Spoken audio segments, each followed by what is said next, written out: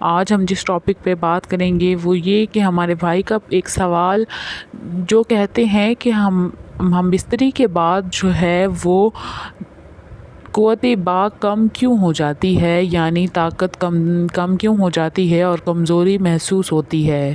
تو اس بات کا خیال رکھیں کہ صحبت کے بعد کچھ مرغن اور شیریں غذا کا استعمال کر لینا چاہیے، جیسے انڈے کا حلوہ، گاجر کا حلوہ، شہد کا امیزہ اور دودھ یا میوہ جات کا امیزہ کھا لینے سے قوت باک کم نہیں ہوتی۔ اگر یہ کچھ میسر نہ ہو تو 3 سے 4 تولہ گڑ ہی کھا لیں، مگر پاکی حاصل کرنے کے بعد ہی کھانا بہتر ہے۔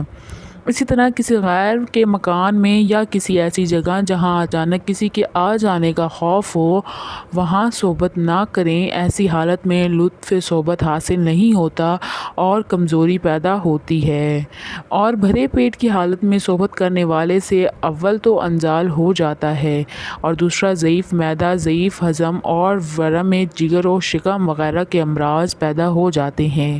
اسی طرح کھانا کھانے کے 2-3 گھنٹے بعد صحبت کرنی چاہیے۔